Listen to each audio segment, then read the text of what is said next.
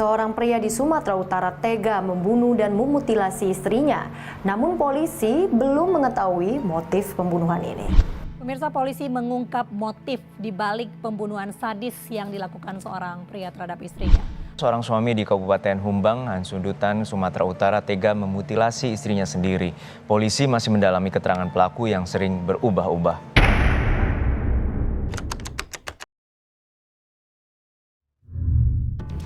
Seorang pria Parubaya bernama Marnangko Munte yang tinggal di Dusun Lumban Sonang, Desa Pasaribu, Kecamatan Dolok Sanggul, Kabupaten Humbahas, Sumatera Utara, tiba-tiba tidak bisa memejamkan matanya malam itu. Padahal hari sudah sangat gelap dan sudah sangat larut malam. Hingga hari berganti ke tanggal 12 November 2022, telinganya masih terganggu dengan suara bising seperti orang yang sedang memotong kayu. Suara bising itu berlangsung hingga pukul 3 dini hari. Dan asalnya dari rumah adik kandungnya sendiri, yaitu Harapan Munte, yang dihuni bersama istrinya Nurmaya Sitomorang dengan anak mereka yang berusia 3,5 tahun. Rumah adik kandungnya berada tepat di sebelah rumahnya. Karena itulah, dia bisa mendengar suara bising itu dengan sangat jelas. Marnangko sempat curiga dan berniat untuk mendatangi rumah adiknya. Namun niatnya itu diurungkan karena dia ingat bahwa 2 atau 3 hari sebelumnya, sang adik tengah memperbaiki rumah dan mengecat dinding rumahnya.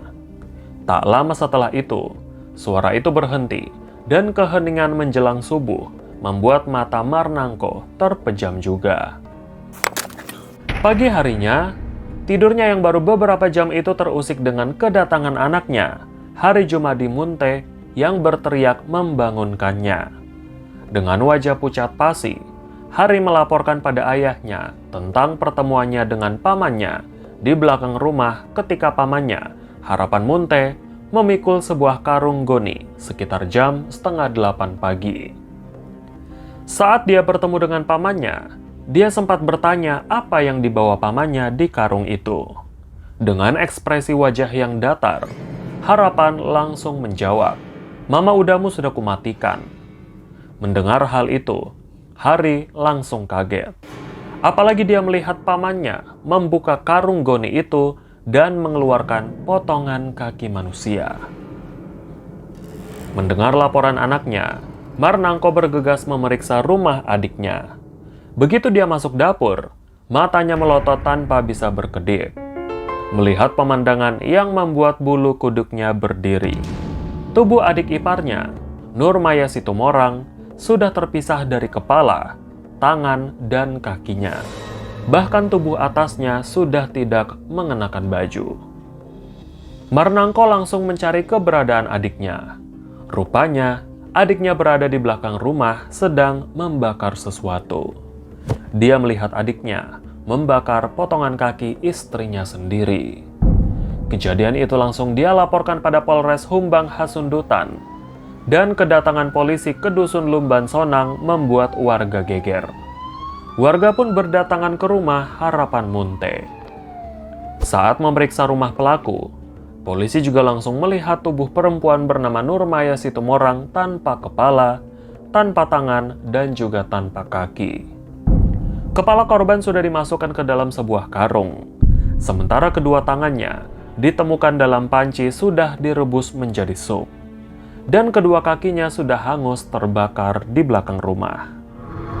Polisi langsung mengevakuasi potongan tubuh itu dan membawanya ke rumah sakit untuk keperluan autopsi.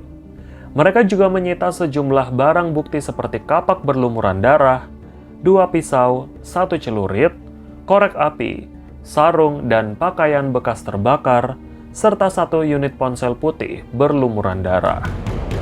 Sementara, Harapan Munte langsung dibawa ke kantor polisi untuk menjalani pemeriksaan.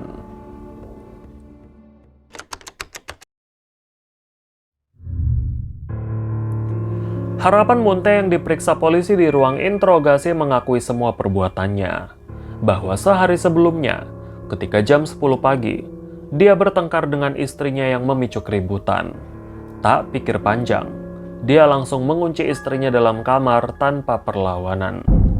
Lantas dia ke dapur untuk mengambil pisau dan kembali lagi ke kamar untuk membuka pintu. Di dalam kamar, dia langsung mencekik istrinya dan menikam dada istrinya sebanyak 2 kali hingga terkapar, serta membiarkan tubuh istrinya tergeletak di dalam kamar. Kejadian itu pun disaksikan oleh anaknya. Malam hari tiba, sekitar jam 7 malam, Harapan menyeret tubuh istrinya ke dapur dan mulai menggunakan alat-alatnya untuk memenggal kepala korban lalu memasukkannya ke dalam karung. Dia sempat menghentikan aktivitasnya beberapa jam dan membiarkan tubuh istrinya di sana.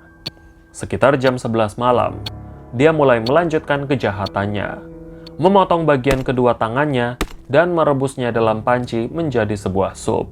Setelah itu, dia juga memotong bagian kedua kakinya. Karena lelah, dia tertidur sebentar dan terbangun pagi harinya, serta berniat membakar bagian kaki istrinya. Disitulah, dia bertemu dengan keponakannya dan menjelaskan padanya tanpa rasa bersalah bahwa dia sudah membunuh istrinya. Sebenarnya, bagaimanakah kehidupan rumah tangga pelaku dan korban? Apa yang melatar belakangi peristiwa mengerikan itu?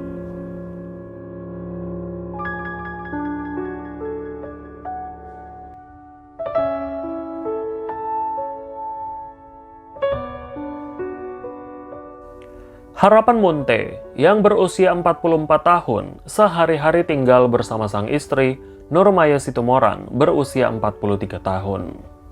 Mereka diketahui sudah menikah sejak tahun 2011. Diungkapkan keluarga, pernikahan mereka berjalan harmonis. Jarang terjadi ribut-ribut apalagi kekerasan dalam rumah tangga. Namun, mereka tak kunjung dikaruniai anak, sehingga mereka mengadopsi seorang anak laki-laki yang pada saat kejadian sudah berusia 3,5 tahun. Dalam kesehariannya, Harapan bekerja sebagai seorang penarik becak, sementara istrinya sebagai petani. Tapi beberapa hari sebelum kejadian, Nurmaya sempat bercerita pada keluarganya bahwa penyakit suaminya kumat lagi. Marnangko, sang kakak ipar, menyuruh Nurmaya untuk menyembunyikan semua benda tajam yang ada di rumahnya. Tapi tak ada yang menyangka bahwa kejadian pembunuhan itu terjadi begitu cepat. Tunggu, penyakit suaminya kumat? Iya, Harapan Munte punya penyakit kelainan jiwa. Bahkan sebelum Harapan menikah dengan Nurmaya, dia sempat dirawat penuh di sebuah rumah sakit jiwa dengan kartu merah. Diakui juga oleh keluarga bahwa pada tahun 2004, Harapan pernah menikam seorang tukang pijat saat memijat dirinya. Saat itu, kejiwaan Harapan dianggap terganggu, sehingga kasus itu tidak dilanjutkan, namun Harapan tetap menerima perawatan di rumah sakit jiwa. Sang kakak menduga bahwa gangguan jiwa yang dialami adiknya mungkin sudah muncul sejak dia kecil, bahwa pada saat usianya masih balita, ada sebuah kejadian ledakan gas yang membuatnya terpental dan kepalanya terbentur. Gas meledak, terbakar, dia kena kepala belakang. Itu makanya dia jadi kayak gini. Polisi yang menginterogasi pelaku mengatakan bahwa pelaku terlihat masih normal saat menjalani pemeriksaan dan dia bisa menjawab semua pertanyaan dari penyidik. Sehingga polisi tetap akan menjeratnya dengan pasal yang berlaku. Namun motif pembunuhan masih didalami oleh polisi. Karena Harapan ternyata selalu merubah-rubah keterangannya. Awalnya, dia mengaku sakit hati bahwa istrinya berselingkuh dengan keponakannya sendiri. Namun hal itu tak dapat dibuktikan olehnya, yang membuat polisi tidak mempercayai keterangannya. Dia lagi-lagi merubah pernyataannya bahwa dia sakit hati karena sering menerima kata-kata kasar dari istrinya. Dia menuding istrinya selalu memaki-maki dirinya. Tapi, setelah menjalani pemeriksaan lebih lanjut, akhirnya dia mengaku bahwa motif pembunuhan yang sebenarnya adalah percekcokan.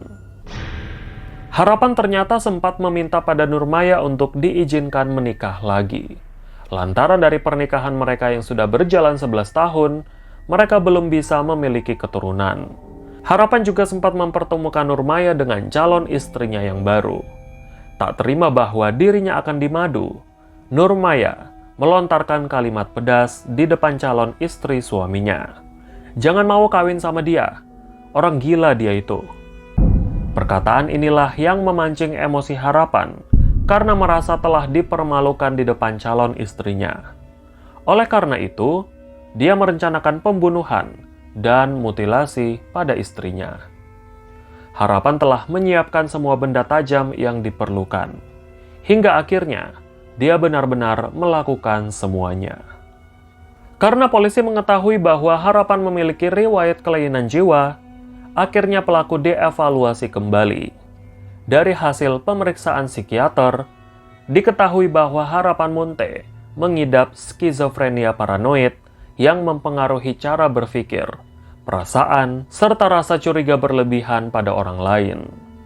Namun hasil evaluasi itu sekalian menegaskan bahwa Harapan Munte sadar dan tidak terganggu jiwanya saat melakukan pembunuhan, karena dia sudah merencanakan pembunuhan itu sebelumnya. Setelah mengetahui hasil tes kejiwaan pelaku, polisi menggiringnya untuk melakukan rekonstruksi di TKP. Ada sebanyak 31 adegan yang diperankan yang semuanya berdasarkan pengakuan pelaku. Kini, Harapan Munte masih menunggu persidangan. Dia dijerat dengan pasal pembunuhan berencana dengan ancaman hukuman seumur hidup atau hukuman mati. Semoga kita bisa mengambil pelajaran berharga dari kasus ini. Terima kasih sudah menonton video ini sampai habis dan nantikan cerita menarik selanjutnya.